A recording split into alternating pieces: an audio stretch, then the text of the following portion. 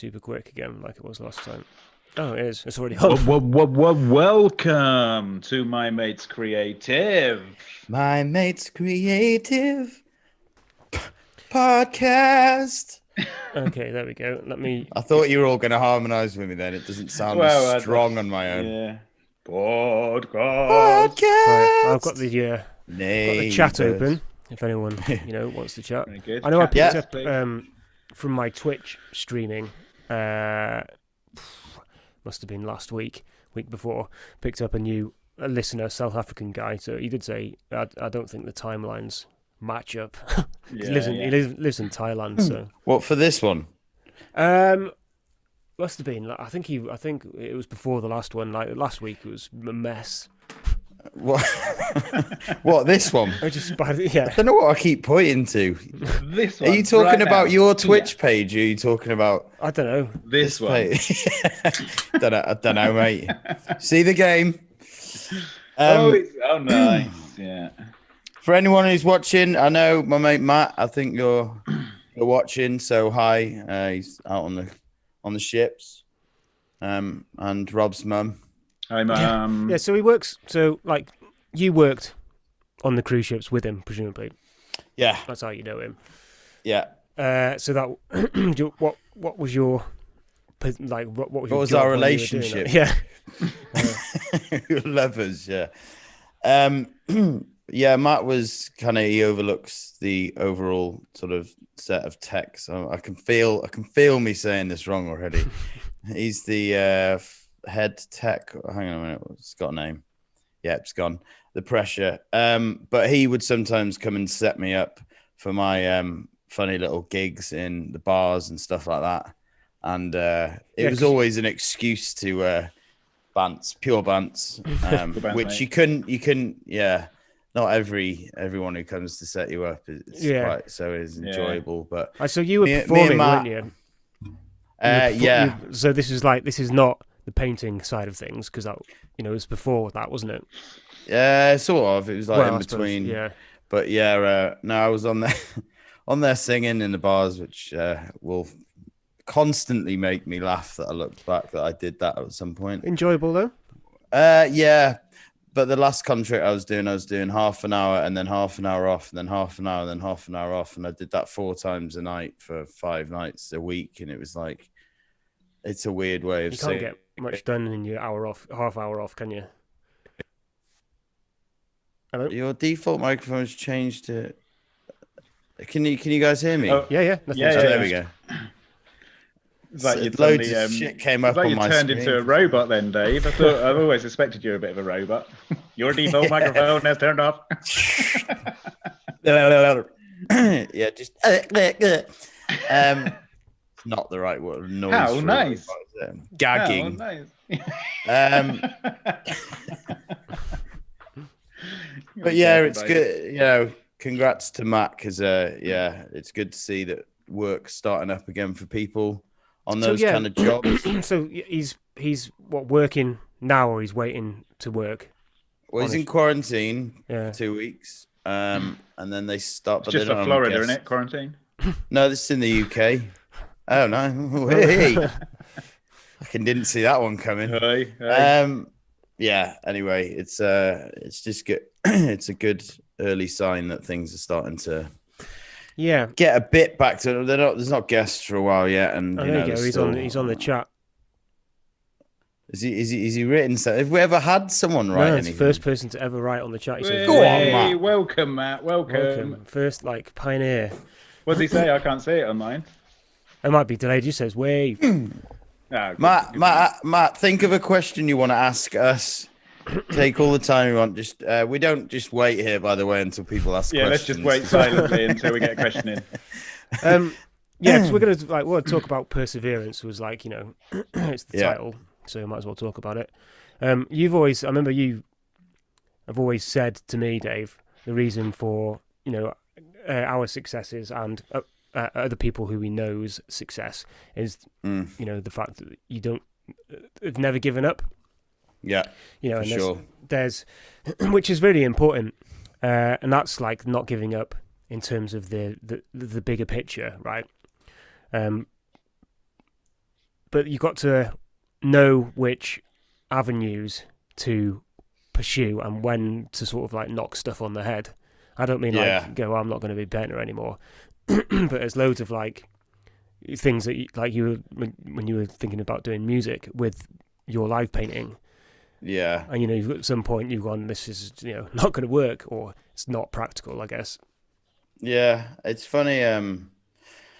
Yeah, I think one of the things I'm realizing as well is that you don't necessarily give up on a lot of, like, there's a lot of things that I half finish, and then I keep trying to make sure that I eventually come back and try and finish them, which is a funny form of perseverance, but it feels amazing where you think you can't finish something, but then you find the time, could be months later, especially with like making videos and stuff like that. I finished 2 things today that I had started ages ago and made sure at some point I will tick it off and do it, as opposed to just giving up. Making music is well funny for that. I mean, that's just not quite my area when it comes down to it, because I kind of do give up on loads of music. It's just what sort of drives you to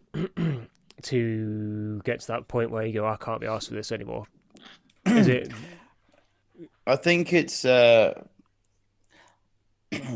mean, so with painting, I know that there's just like, it's a jigsaw puzzle in a sense that eventually I will find the pieces. Like I'm going to find a way to pretty much finish anything in something that I naturally understand.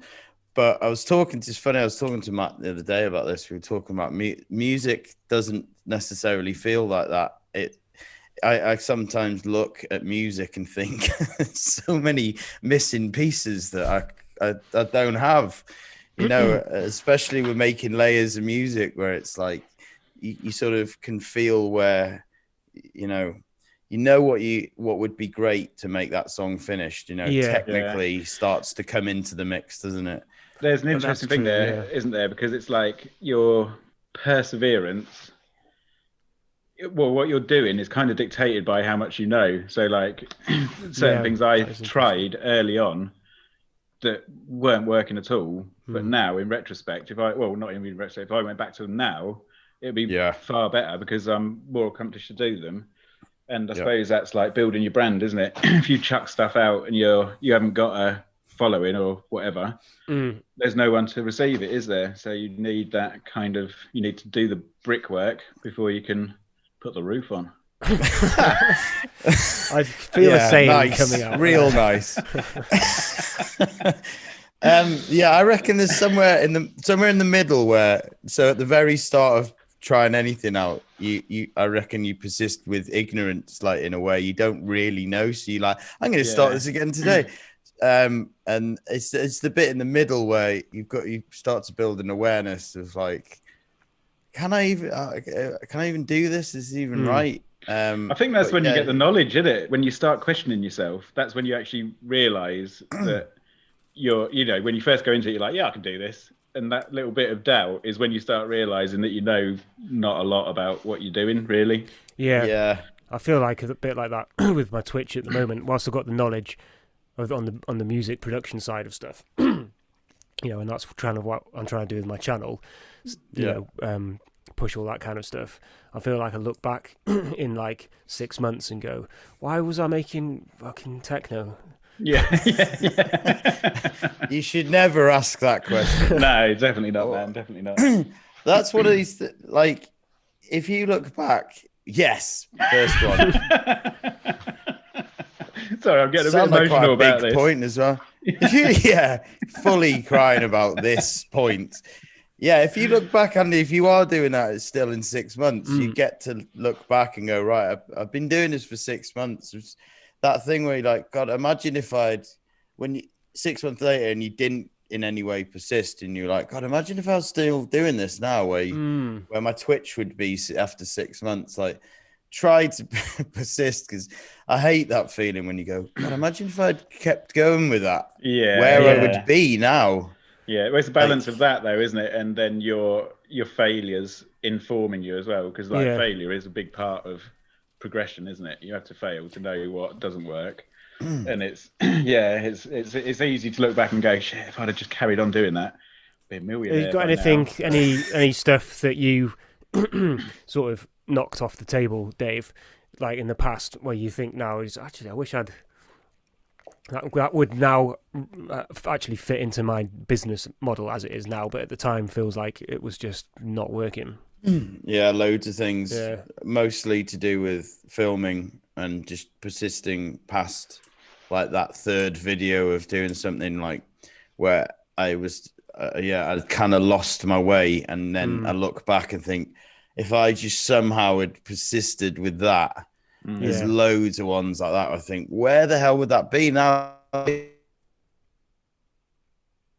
Something more now, but have I gone robot again? No, it's all right. It's come back. It's fine. Yeah. I think it's just the weather, isn't it?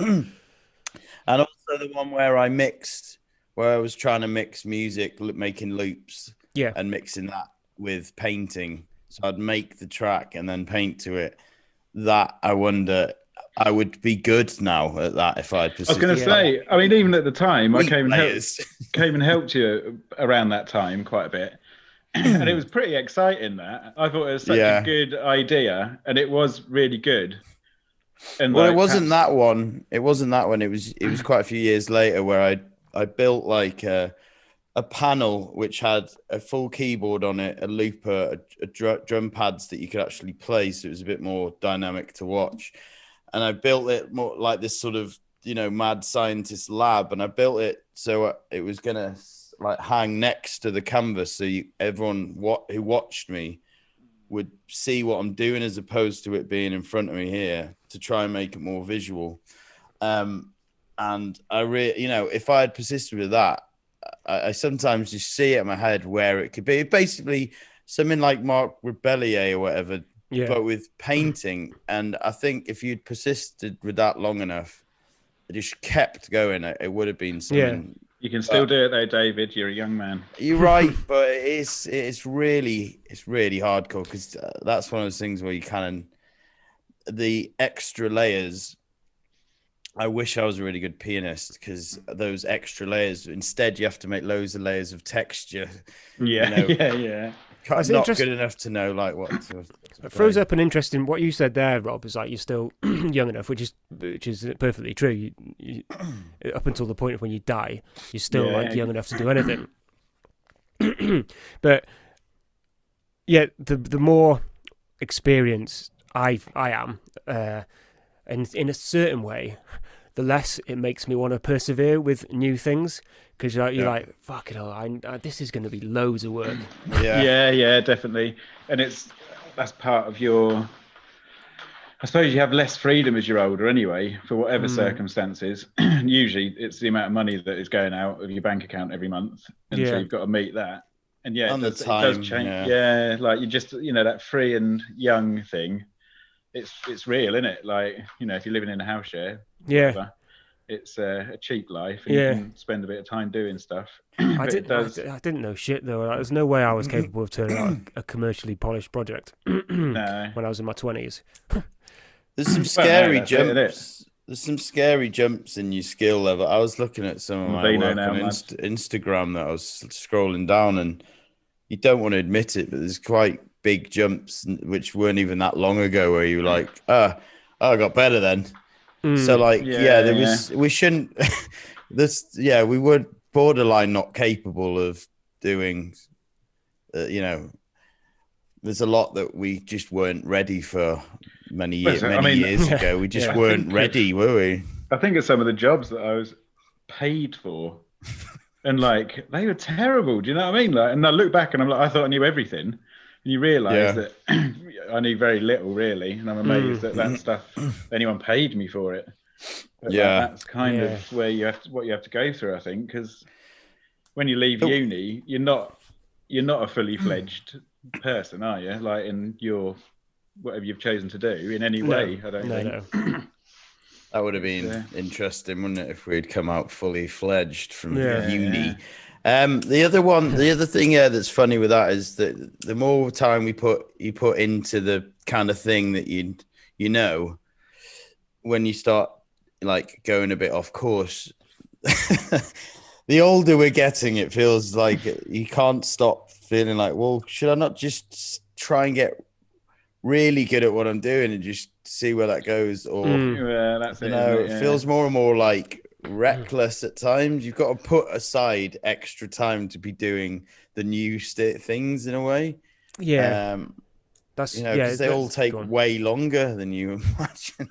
Yeah, definitely. And you do have to start prioritizing more, because I think that's another like point of becoming better at what you do, is that by necessity you take longer because your product is more professional, so you spend more time on it. So and it's true. Like you end up thinking, well, I could do that, but it's going to take so long because it needs to be this good, instead of just being like, oh yeah, I'll have a go at that and see what I get out of it. It's pretty gung-ho approach, isn't it, when you're younger? Yeah, that's fine. Just put it on the internet. Yeah, put it on YouTube. Well, I just finished a video for my brother, and that was really hard to let go of, because my editing, since I even started that video a few months ago, when I keep coming back to it, things keep changing, and you just don't want to. You can't seem to let go more and more with everything. It's a good point you made that. I mean, everything is taking longer. Everything that you seem to be doing, isn't it? Yeah. Like you do hold yourself to higher standards, I guess. Yeah. I don't know.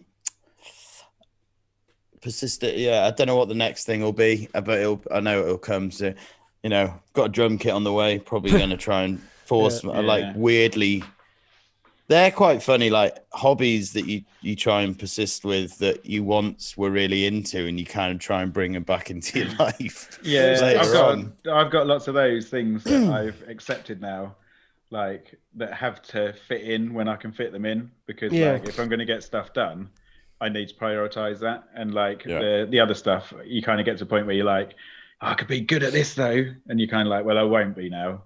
I'm gonna concentrate on what I am doing, and I can just still keep that going, but I can't invest that time in it anymore. And do you think you get because it opens up the doors for us to collaborate a bit more easily, Dave, me and you, Dave, on music projects, because you can just, I can send you stuff and you can record it, or you can just record the MIDI or whatever. Yeah. Do you think you will have enough? Do you think like you have enough motivation without having actual projects to get? Like these days, I find like the best way for me to get motivated to make music or improve the skill is actually to be involved in a project, rather than, I think find it quite hard just to practice the bass now for no reason. When you get certain things, I think pretty much in anything like that, I do weird things these days. I've been trying to learn moves on the longboard and roller skating and stuff. These days I find videos on YouTube and cut them up and re-edit them to get me to the next level, where it's like technology will help me. Like when you just are trying to progress, knowing the things that you know. So when I get drums, I'm going to really try and get to a next level and learn brand new things. And they're my projects, because just getting on with the same knowledge, you're going to most likely get bored. I mean, God knows what you played when you first get your bass out these days. Like that goes for both of you. I mean, I can't imagine you've got a brand new song that you want to learn then and then. No. Just stop playing Chili Peppers. It's funny though, isn't it? Because I had a point there and I've completely forgotten it. It's all right. Yeah, I've got to go and hire a bass to do this collaboration with this guy, because I haven't got one. Do you know where your bass is? John's got it, I think, isn't he? Oh, has he? John's always got it, yeah. But there's a guy in Chesterfield, just like 20 minutes away, who's got some pretty sweet basses for hire. It's like $10 a day, so I might do that and actually get a really nice one. Yeah. Fat Llama, mate. Fat Llama's very good for. Yeah, that's what it's. That's what it's. Is that what it is on? Yeah. Well, good man. Good guess. Sponsor segment. I wouldn't have a clue how much to rent out a nice bass for a day. A tenner just feels very small amount of money to rent out a sweet bass. But I've got 4 rentals this month. Yeah. He's got Why weird am I stuff. renting a bass out? He's got like a, you can get like there's a DSLR or a bass guitar or like, a Bridge. I don't know, quality set, toaster. Yeah, it's because anyone can do it, isn't it? Like you could, like my mate does it, and he's got loads of random stuff on there. You're renting a toaster every day. Yeah, I need to make some toast. I bet you get a toaster for £3. I spent 12 quid on that this month. Is it worth getting my own one? Stuff like that. If I walked around Bristol long enough, someone would have left. It has left the toaster out. But that, I mean, I'm definitely, that's way off topic. That last sentence. Still valid though. Toasters in Bristol. It's its own term, its own sort of form of perseverance. That in it, not buying one and just waiting until someone throws one out. Yeah, shows the mindset.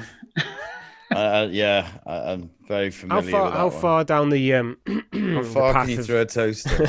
How far in the fog can you throw a toaster? How long does it take you to like what stage sack of someone. failure does it? Sorry, I keep hearing small things. How long does it take you? Like how wrong does stuff start having to go before you sort of like go, I can't be arsed with this anymore? That's the thing, like with painting, my imagination. I mean, I don't know how to compare it, but I definitely can play out a lot in my head. I don't know. I just assume that that's how people do it, but maybe it's quite good. But I can very much with paintings. I can sort of see what needs to be done more and more, and so. And as I've said before, I try to not. I tried to keep persevering with him because the other option is to put him aside for a while, and you just know more and more that it's not solving it. Like you've got to try and stay in the pocket with it. I had one with Amy Winehouse, and it just, you think you've cracked it. You think you know what you're doing, and then you just get onto something else, and it just, all the techniques are not working with this one. And it was happening with Amy Winehouse. So my colourful palette looked well weird with her. And, it took me quite a few extra days on top of what I had charged. And it was just like, you just got to keep going with it. And it's funny, last week we were talking about like not caring with certain paintings and stuff. And I did one in the studio, and I just put some time aside and went in and kind of just lobbed a load of paint on and it was great. Yeah. Felt really, it was like a whole different, way of feeling about what you're doing, because you're not in any way worrying that if it looks like them, or you look at it differently when the paint dries, and it's just like random shit all over the canvas. It was quite a moment, man. I'm definitely going to do more of it. I don't know the equivalent of that in. I don't know. It's a weird thing when there's no subject in, like, for taking photos, Rob. If you went from doing them now where you're trying to get like, a deer and stuff like that and get a good focus on it, and your brain, the way that you look at each project, it's all kind of got this subject that you're focusing in on, isn't it? And when you do something that's abstract, your brain like chills out, and you sort of, it's a funny old feeling, man. It's like all the technical sides that you've learned, and then you suddenly approach it in a different way where you can just, like, if you need them, they're there, but just kind of do whatever. Yeah. I don't know what the equivalent would be in music, really, because well, Paul Simon always said that, like, he loved in music, he would always make sure that he did everything live with his band. Like they would all play in a room together, as opposed to putting down layers. I always remember that, because that would definitely be like compared to the way that you make music, where everything's calculated and sort of put in and doubled, and Yeah, I suppose doing everything live with other people in the room. If you did all the layers and you had to get in, I suppose it's quite close when we did our like random jam. Yeah, it's that sort of thing, isn't it? Just like generated loads of sounds, but then you went and picked from them. Yeah, imagine doing that, Andy, for every job that you've had, where you bring in people like us and we have to make the music. But I mean, you look at like Pollock and Mondrian and all those sort of people. They used to do loads of paintings, and they just pick the ones that felt right, if you know what I mean, that looked, that fit into what they were after. So there's a bit of an idea of just chucking stuff at it and see what sticks, isn't there? Yeah. If I had a bigger studio and more like frequent, like big paying commercial jobs, rather than like all the like jobs that could pay 2 people instead of 1 person. Yeah. I think I would definitely try and have. Come back on. Fucking hell. Swear at it. Hang on. How you doing, Dave? All right, mate? Yeah, I think I'm all right, mate. How are you doing? Good. Yeah, not too bad, sweet. Yeah, cool. See the footy? No, I hate football. No, me neither. Let me just change this. Are you slowly rubbing a wardrobe, Andy, in the background? He's in it. He's in the wardrobe. Old Sauvignon Blanc going down the traits. I'll tell you. Is it chilled? Yeah. What is going on here? You tried taking the battery out? Yeah, I'll just switch to the normal FaceTime camera. Who's that guy? Although I do like your boom stand. That is very nice. Yes, right in it. What we're talking the sleeping about? Bag out. His down jacket is fucking well cold. Yeah. So if I had more jobs which paid for the time for 2 people to be in the studio. Yeah. I better look over here, hadn't I? Oh, that's well confusing. I would. What's happened to your camera? I don't know. I'd definitely sort of. I think you can end up with a better product with more people and like jamming around your idea initially. I think you definitely end up with a better product in the musical sense. It's quite sad like that. I always feel a little sad when there's any form of collaboration, and it is always like, it is amazing the difference, because someone can pick up on something that you wouldn't necessarily in the other way around. Yeah. And it takes it constantly in where it's supposed to be going, because there's, it's not just you. Yeah. And it makes for some really much more. Yeah, it's like when you're on your own, you're in a bit of a cycle, aren't you? And you end up back at the same spot again. And you need that other person to just like. I do when I make albums and for my publishing and make stuff now.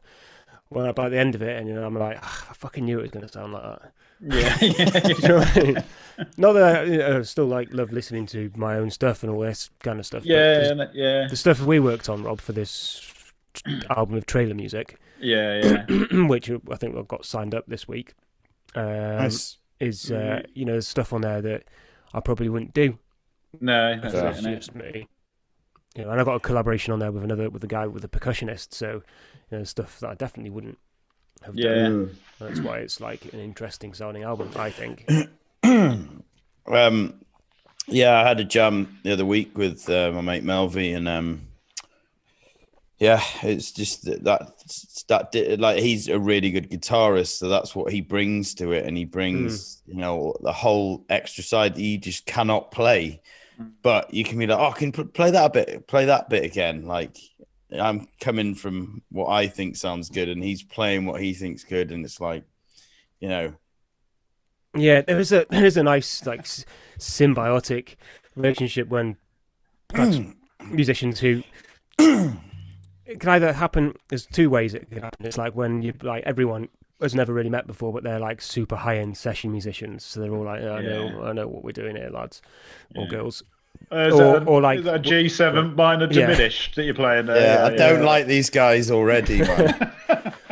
or just someone you've played music with. That chord goes nice with my velvet suit.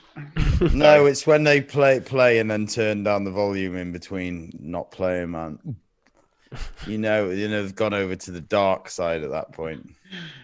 Oh, you can tell if people have played together similarly for a long time. They don't necessarily have to be the best musicians in the world. Oh, for sure. Well, the amount of jams that I went to in Bristol, where I'm pretty sure anyone would take someone who could just hit a bass drum in time, just going poof, poof, poof, than to a really technical drummer who just doesn't get it and is constantly doing every bar is completely different. And it's like, mate, I'm trying to sing a song. Got to put me first. You're not the same. Absolutely useless to be technically good. I'm trying to shred it, mate. yeah. It's a bit. I've always you know what I'm like. That sort of music just doesn't appeal to me really. Like I love the homegrown stuff anyway. You know, I grew up on punk, and then I feel like electronic music now is a bit like that. Like there's a bit of a homemade ethos to a lot of it. I just quite like it. I like that that sort of rough and readiness. I think it's more exciting really than someone who knows technically what they're doing, but like that again is like your own work, isn't it? You know all the restraints and what you can do and what you can't do, so you just end up doing the same thing over and over again. Yeah that's my excuse for why I've never learned to read music anyway. I know. When does it start becoming an excuse? Where does that get cut off when you're actually making a good point? Nothing wrong with AD&E, mate. They're great chords. This is what I talk about on Twitch, because I've seen a few people on there doing music tutorials and other people you see on YouTube and people talk a lot about technical side of like EQing and all this kind of stuff, and it's like it's less important in my opinion than like just having a good vibe about it. You know, doesn't need to be like super cleanly mixed down or anything, like it's just to make a good song. Well, Quincy Jones was talking about that on something I was watching the other day, and he was like, you know, you can't polish a turd. Like, no matter how technically good and how much we can add to these songs, you know, if the song is not that strong, you just can't. You know, no point in trying to make it sound better. Like, and it's the same with you know, really nicely tuned drum kit doesn't really need many mics. In a sense, you know, if it's very nicely in tune, it just will sound great no matter what. And that's what it's like with live music, isn't it? It's if you smash a good take, even if it's a terrible audio quality, you know, especially with I always wondered if electric drums. I always assume one day they're going to get to the point where you really don't need an acoustic kit. I thought that for a brief second, and then I watched a video before and a guy was playing a real kit, and it was just they do a lot of hybrid ones, so nice, which makes no sense, because I thought like electronic kits were to buy for your children so you didn't have to hear them play. But like now they do hybrid kits so that you still hit an acoustic drum kit, but you can put out a like sample, and it will pick up which and it's just like, why? I don't know where the place is for that, really. Like, I didn't know that's the thing. That's what is the little sensor thing that goes on the rim of each drum? You can tell like where you're hitting on the skin. So you get, I guess you can play samples of, you know, you can have a snare launch samples, really, isn't it? I was trying to. There's a funny thing. Have we got on to talking about drums now? Because Dave bought electronic drum kit. Let's talk about drums. I was in the shop yesterday. I was trying out all the drum kits, and when you're not on the drum kits, but you're in the music shop and you're looking across, there's always people on them, and certain people will always like look across and look at people as they're playing, and you can't help thinking, Are you trying to like show how good you are by like trying to like catch people's eye and like mostly, and then you find yourself on the drum kit? You're like, am I doing the same thing? Looking around at everyone, staring them in the eye as you hit a I'm triplet sure on I wasn't. Yeah, exactly. Like, who gives a crap what I'm doing? But paradiddle. It must be horrible working in a big music store like PMT. Or I ask them every time, man. I'm late. I'm like, what's that like? Because it's all the drums are making a sound like you're hitting the bottom of like a slipper. And then there's always someone shredding on a BC Rich, you know, in the guitar section. Yeah. And then there's always someone playing blues piano. It's like, must be horrible. How do you handle this? But I think those guys are masters of perseverance.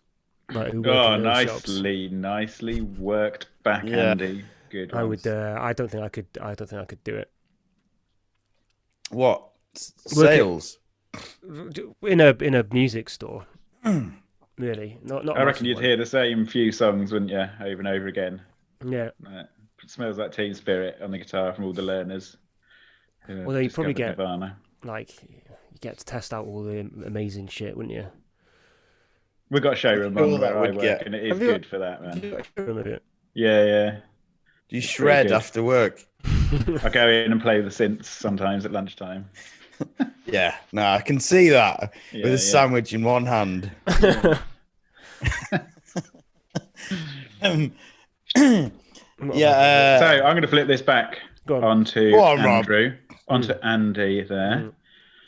Perseverance for you. Because I believe that perseverance takes different shapes for me.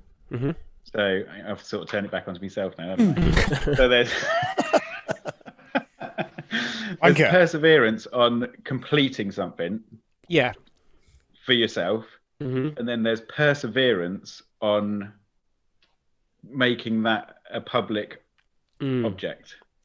So, like, I think, I don't know, we've probably all had it where there's a lot of stuff, certainly I have. I've done a lot of stuff personally that's never seen the light of day because I've run out of the perseverance to get it out there. I've done the thing, and that was all I was interested in. Yeah. And then I've tried a little bit and it hasn't worked, so I've just put it in a drawer or whatever. That's how it kind of looks for me. How does it look for you, Andy? Well, I think even though the outcome of these two scenarios is largely the same, I think I would be more proud if I can persevere with the Twitch thing and make that as viable a revenue stream as my current commercial work, client-based work. There's no real logic to that because they're both taking an extremely long time and amount of input, and at the end of it, you making music and getting paid. So I don't know why I feel like that would be more would feel I'd been prouder of that. Maybe it's because these days I understand, or I'm sure we all do, that like the work, like we were talking before, like the workload involved, and like getting to where I am now with the studio, I don't look back and go, fucking hell, that was a load of work. No, because they're so small, the incremental increase. You know, I hope it doesn't take 10 years for my Twitch channel to take off, but if it did and I stuck with it for 10 years, I'd be quite proud of myself. Yeah, that's it, isn't it? But there's no, I don't know. Is it maybe it's harder to get members of the public who really are a bit more cautious with spending their money, because that's essentially what you're getting. You're getting someone like you and me and Dave. We're the kind of people who you're targeting. So I personally, it'd take a lot for me to give someone on Twitch my money at the moment.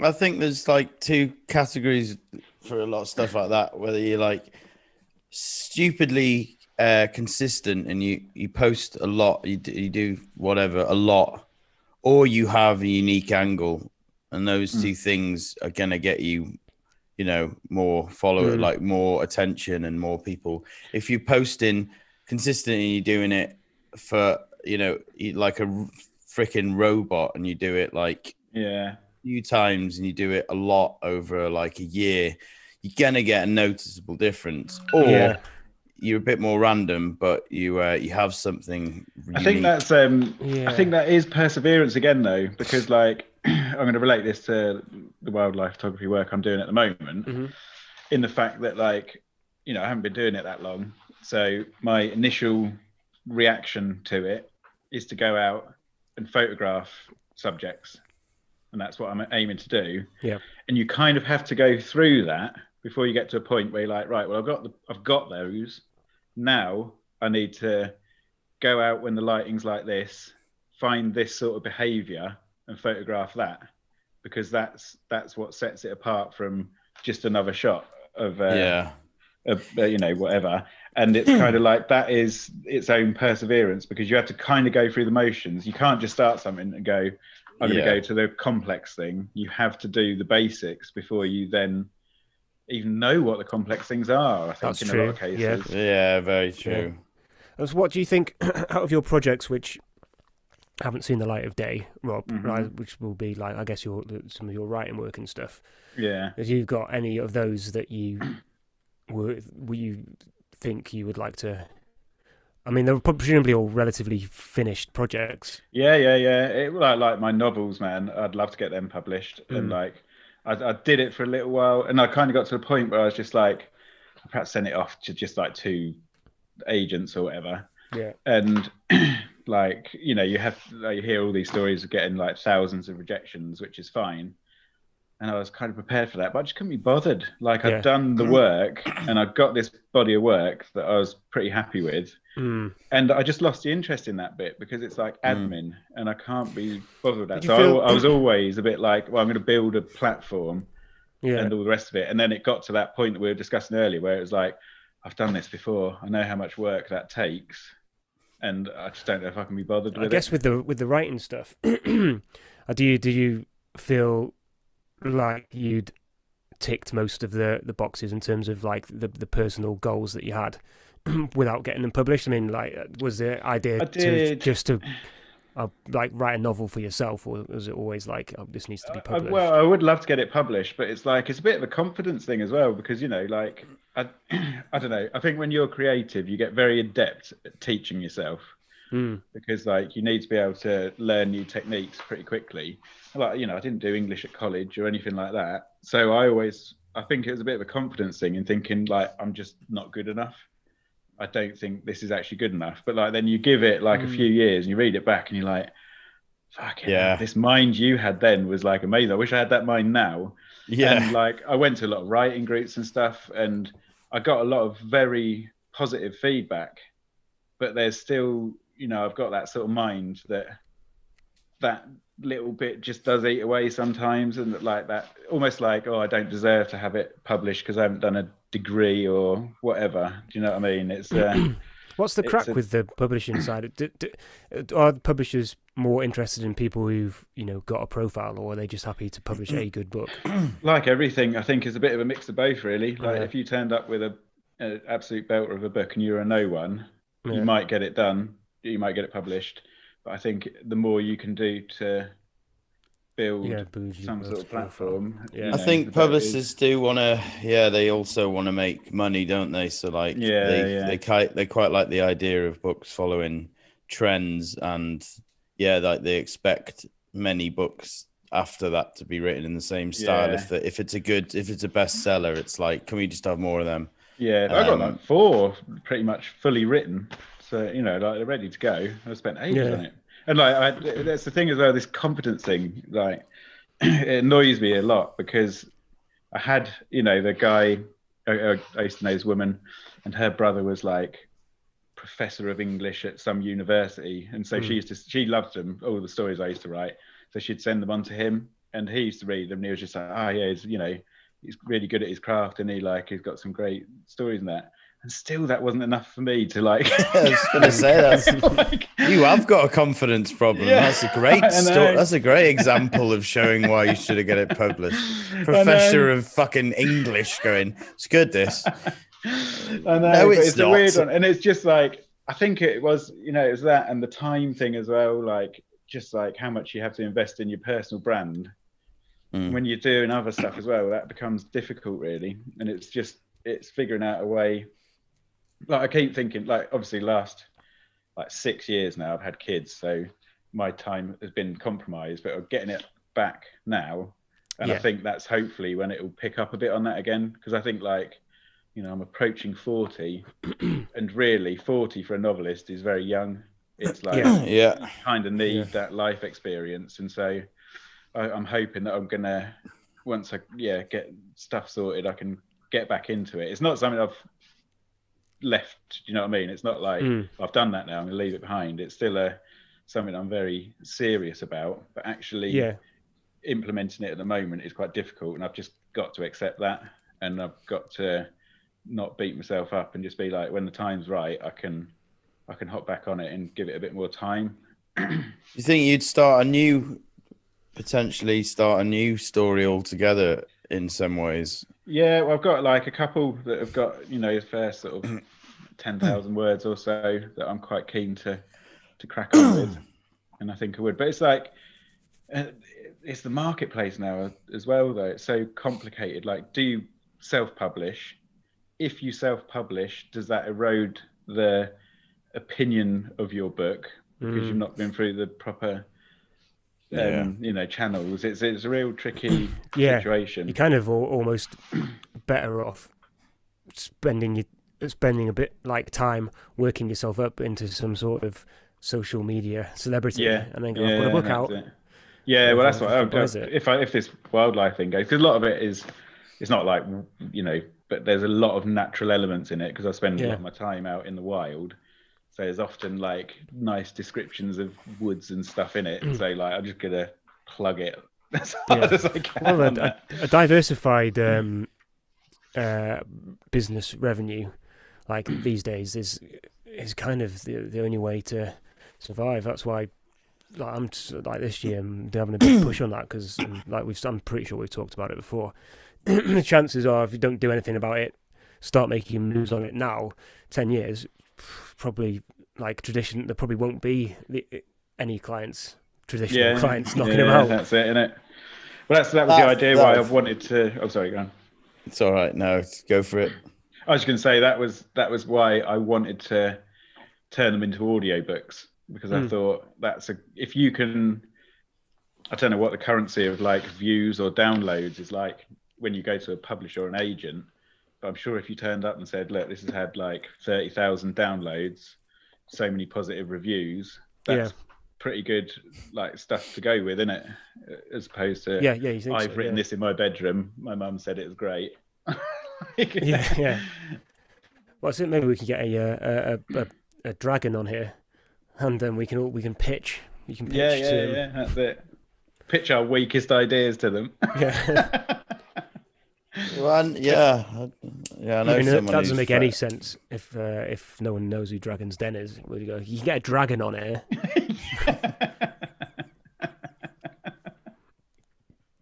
I'm pretty sure it's in every country, isn't it? Isn't it called Shark Tank or something in America? Yeah, which just such a confusing name, because I'm sure there's some in America called Shark Week, and I keep getting them confused at times. No, I don't. I don't know. I'm not. That's not true. It's not true. I just wanted to make myself seem more human. Yeah, I'm like that guy at a Zoom meeting who's like, just before we hang up, he needs to show that he was listening. I've seen a shark, mate. I've been trying to make a reel to try and get into TV, and I keep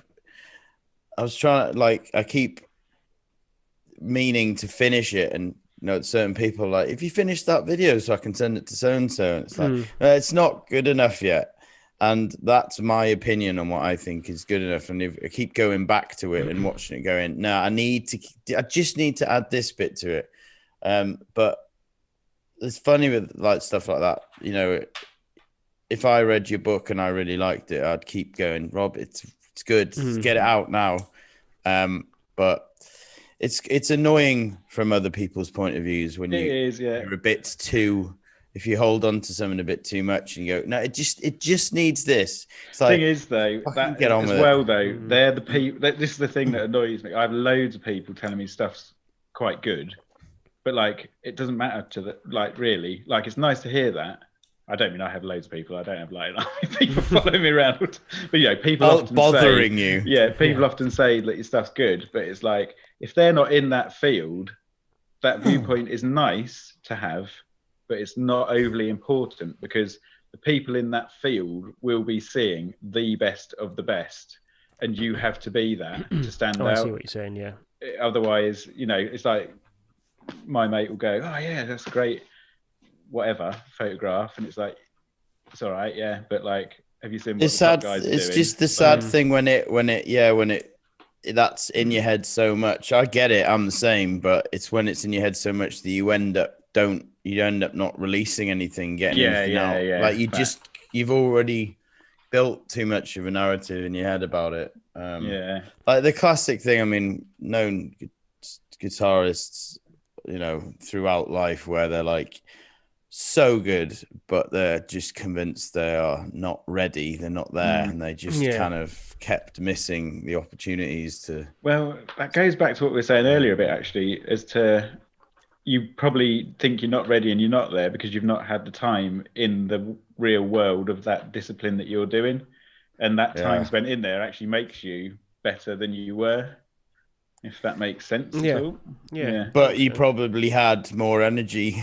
Gets you further. The thing with your demo reel thing, Dave, it's difficult to know what level it should be pitched at because you're not going to see any other people who've become successful. You know, what quality was their reel? You know, it's impossible to say. Yeah, I and still need to sort of, you know, show it to a various quite mixed demographic, which includes like different humors and different ways people look at me and stuff like that, because you're sort of watching it going, why have you put that in? Why is that in it? Andy and Rob, do you want to watch my reel? And it'd be like, in 1468, the Normans came into. I'm really dry. You should try and pitch for like presenting a history of Great Britain. I'm trying to make a reel to get on history channels. Well, it's interesting, David, because you know, at my work we have presenters. That's all I'm saying. That's okay. But you know, like I'm saying, like there's lots of that sort of stuff about. Like I've worked with many presenters who are doing stuff for companies who are just doing stuff online as like, you know, marketing basically. And we hire presenters and, you know, get them in, and I have done it in a few jobs, and like that's a good place to get a proper portfolio of stuff together. They come through an agency, do they? Yeah. I would only want to do it if it was something to do with art, but on a bigger scale. I just like I like that idea, but the funny thing is it wasn't even me who put it in my head, and suddenly I might do that. It was worth it, but isn't it? You sort of think sometimes you think this is what you want to do, and then like I really thought that was something I wanted to do, and just started filming myself loads, and after a few days I was like, this is not that fun. Fill 2 hard drives with nonsense. I don't know. And then making like clips of your best bits is a bizarre thing when I can do it with art, but it's just weird when you're making it. Well, it's so introspective. You know, it's like if you're not used to looking at yourself in such detail as well, it can be a bit. That's what I've found with these videos I've been doing. It's a bit intense sometimes because you kind of. I'm very used, like, you know, when you first hear your own voice, like I lost that quite a few years ago because I'm so used to hearing myself now. But it's that idea, isn't it, of just like looking at everything of you. It's like, Jesus Christ, is that how I walk? You are. In 8 seeing how I walk. That's the funny thing. Like, second time, you go back into old folders to sort of see if there's any content that maybe you could put in a reel. And there's loads of stuff that you started that you thought, no, that doesn't look right. I don't look right. I hate the way I look. And then give it half a year. So I'm like, you go back to it and you go, oh, great. And that was great. Why didn't I finish that? Yeah. Bonkers how that happens, man. And that's an argument for the like, just get it out there, isn't it? Because like, it probably is good. You're just like, a bit too close to it, and your expectations are higher than everyone else's, essentially. Yeah.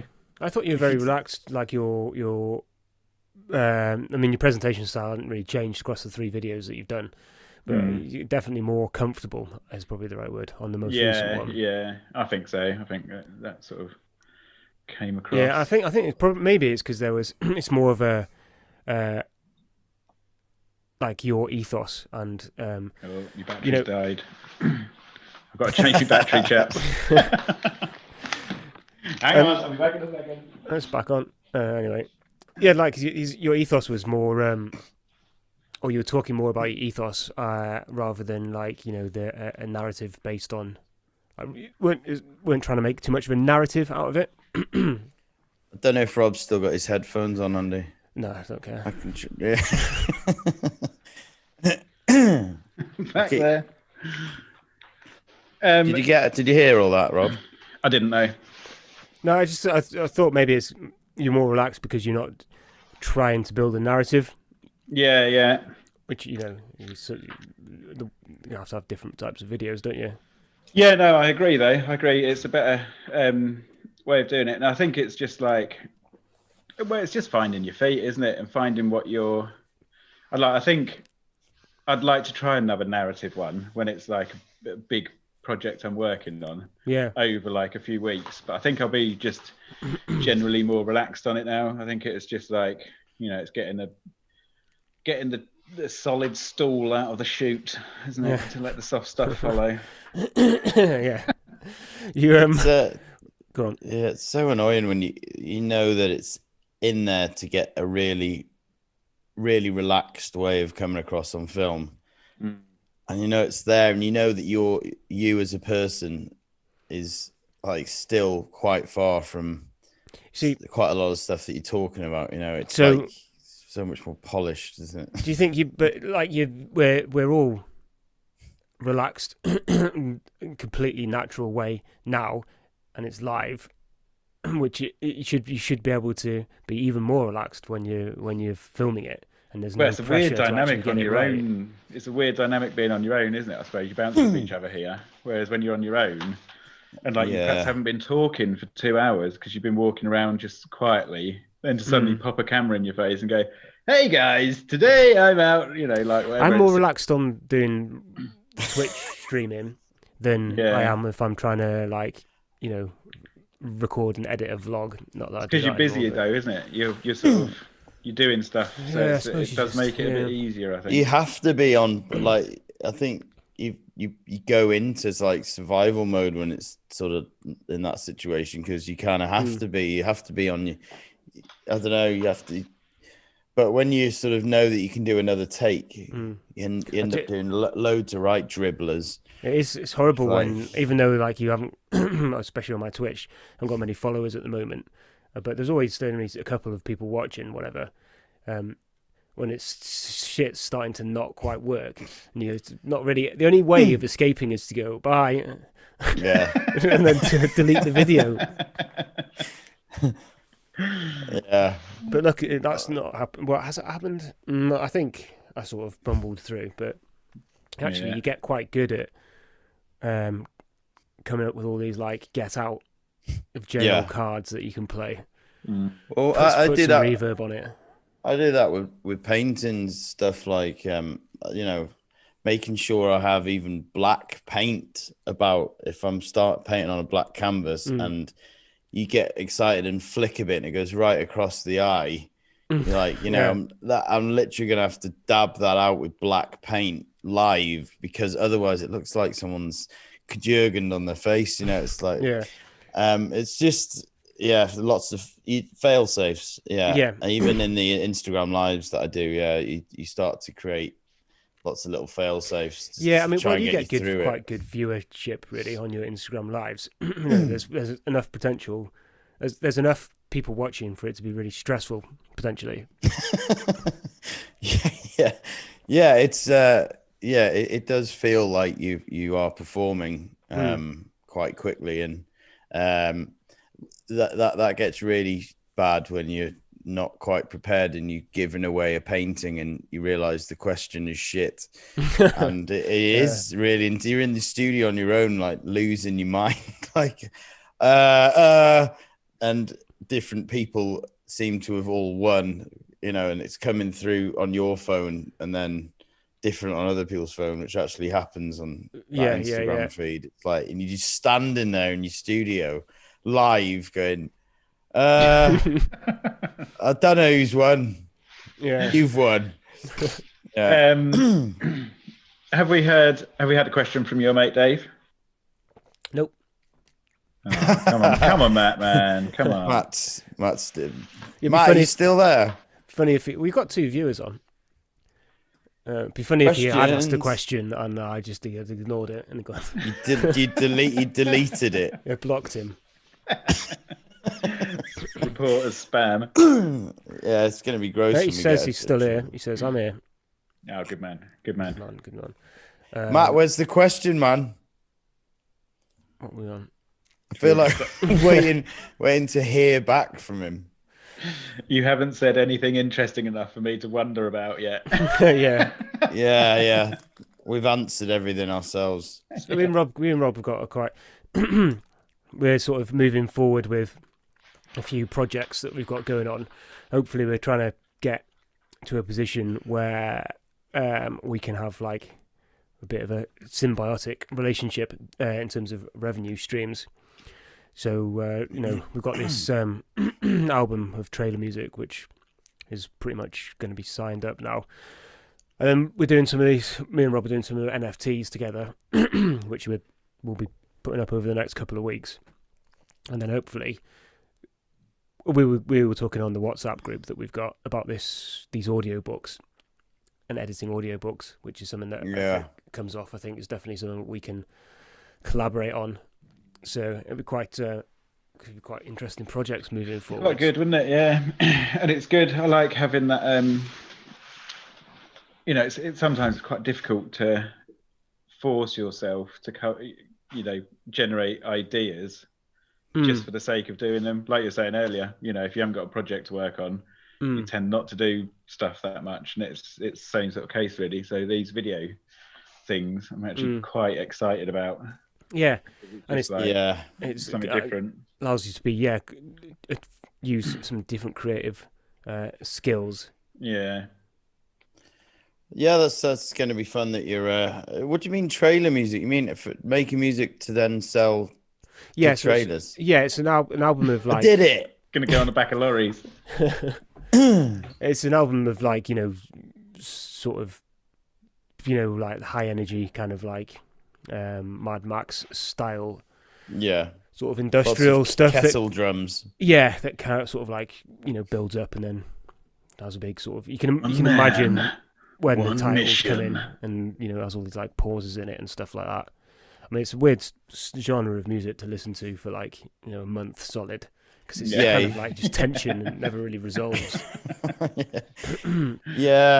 I always try that kind of music for different videos, but it's too epic, isn't it, for most things? That's I feel like I find that like I've chosen some very bland music for mine because I wanted it to be a bit harder, but like you can't do it because it's a man walking through a field most of the time. Yeah, it's funny. I was doing I've done a video where it's supposed to be a bit of a piss take where I've got this little painting that my nephew made, and it's basically just like random different colors in crayons. And I always had the idea to sort of kind of review it like like it was a Jackson Pollock or something, and like make a review, and then I thought, I'll upscale it and do like a master copy and do like my version of it, and I started to put it together, and it was supposed to be a bit tongue in cheek. It was supposed to be a bit of a piss take, And then like was trying out loads of different music, and I kind of landed on music. It was supposed to have a sort of Grand Designs kind of piano style music. And I thought I'd chosen the right one. And then I sort of started to really edit it together. And the mood of it kind of started to become a bit more like beautiful, but like not really beautiful. Like it took away the joke part of it. Yeah. But it didn't have enough substance for it to be serious. There wasn't like loads of drone shots and stuff. So it was just like, what the fuck is this anymore? Like it was neither one thing of the painting. Yeah. So like, just the roof in Bristol. Yeah. Just looking down on the top. And, so I changed the music and I tried to get a more sort of stupid kiddie thing, and it changed the vibe of it so quickly. And it started to look, because it was supposed to be a joke that I'm like looking up to this master artist who's only 2, who's creating all this influential work. Yeah. But with the wrong music, it seemed like I genuinely started to fit like I really meant it. Yeah. And just because of the music choice, it was like, yeah, I need to change the music. It's bad. It's change it to like da da da da da da da wah wah. Like, yeah, that's more like it. I need to do. I'm pretty keen to do an album of that kind of style of stuff, because like it'd be pretty. You could just basically do whatever you want in terms of like the melody. Yeah, make some kids music, like it's probably really Tom Green's next thing. Yeah, probably is. I think the singing side of doing kids music, from seeing people who do it over the years touring, I'd get a bit nauseous. I think. Like, do you think I couldn't be that happy? Like, no. Well, odd. Usually happiness on stage, don't you? Yeah, I think it was just writing kids songs and then performing them over and over again to kids. You've got to be pretty committed. You've got to be good at persevering. I was going to say, I felt we've sort of brung it round at the end of this to persevering in singing kids' songs. Yeah, that's a whole new thing, isn't it? Go on. I was just going to say, on the perseverance thing, we sort of covered many aspects, but not the overall perseverance that it took to actually remain where you are today, isn't it? So what would you so I'd probably, for me, class my perseverance to get to where I am now, I class it as being sort of probably from the point of leaving uni onwards, despite the fact that I was making music way before then. I don't think at any point before I started uni, I thought it was probably a viable career. I think I was literally just doing it for a laugh. Yeah, because I enjoyed doing it. Yeah. You know, what can you pinpoint any point, Rob, where you just wanted to sort of like, this is where I wanted to go with things? I had a funny one, really, because like I did a lot of video stuff at uni, and then when I left, I was unemployed for 6 months, so ended up like recession of 2008, all that sort of business, and ended up getting onto this course. I think I might have said before, and it was like for people who are out of work, basically, and it was like, but it was all video based, and so I just attended it, and it was to try and get people into creative jobs, of which there were none. And then after the thing, the woman was like, "Do you want to come and work for me? Like, you obviously know what you're doing." And so I ended up doing loads of work with them on these little workshops, and we go around schools and stuff. And then I moved away, and it kind of just dropped away a bit, and I was a bit like, oh, I work on that, because we went to live in the Lake District, not known as a massive like creative hub. So I worked there for a while and took on like, I was just working in a shop, and then took on a second job so I could afford to buy my own kit. Yeah. And then, so really, for about a year, I didn't do anything. Was there any point when you moved from like doing the job, which must have been down like Colchester way, the educational thing, when you moved up to the lakes, and it kind of like dropped off, the work dropped off? Was there any point where you sort of thought, oh, that maybe it was the wrong decision, or were you always like a bit more ambivalent to the whole thing? No, because I was in love with the Lake District, and Jane was up there, my other half, and I was like, well, I've got to go and live. Like, very few people get the ability to go and live in the Lake District, really. Yeah. So I was like, well, I've got to go up there. If I can just buy my own stuff and keep it ticking over, then I reckon I'll be all right. And like, you know, I've always been a bit like that. Like, I think I couldn't live in London. I couldn't live in a big city because that's just not who I am. So it's got to work on my terms, really. And like, I probably could have got a lot further if I'd have moved somewhere like that. But I'm still pretty impressed with what I've done, if you know what I mean. And I haven't I don't feel like I've sacrificed everything. And it's quite important, I think, for me to go out on my own and just do it and just like, right, I'm going to buy my kit. I bought my kit, start putting yourself around a bit. And I didn't have loads of work when I was there, but it was quite regular and it paid quite well.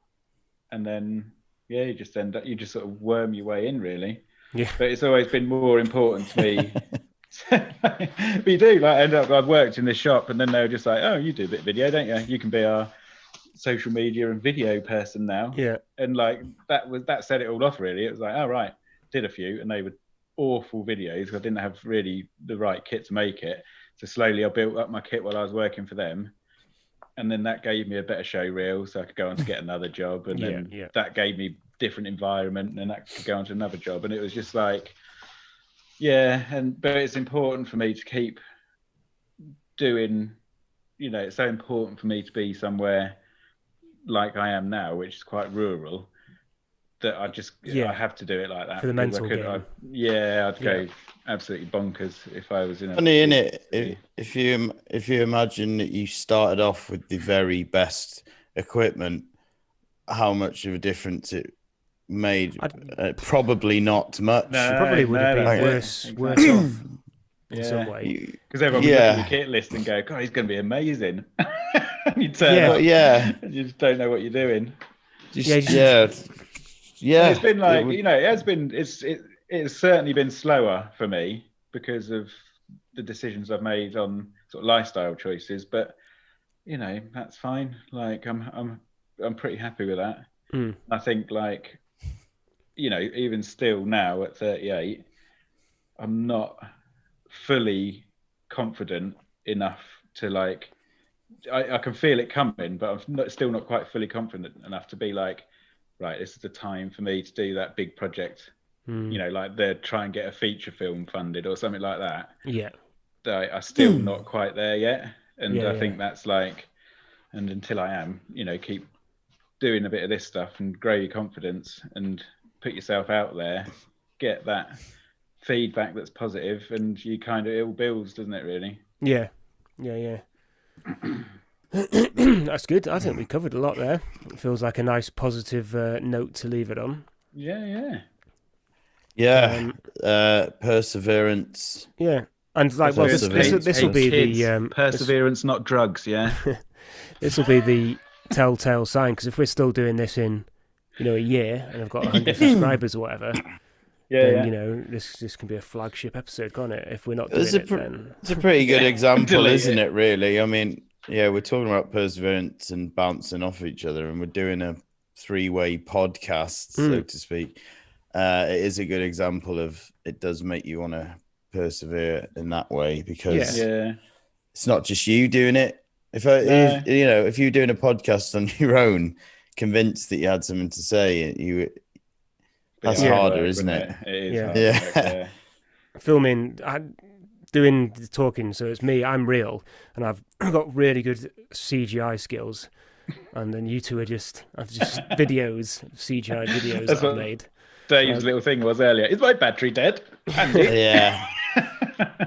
Well, there's a guy called Ariel Helwani, who's a UFC podcaster, and he's really big. He's got a few million subscribers, and he was on a like a news show, and he's got this really nice, you know, study where it's always, when he talks, and it's like, you know, people are always commenting on how many books he's got, and it looks legit, and then the screen goes off.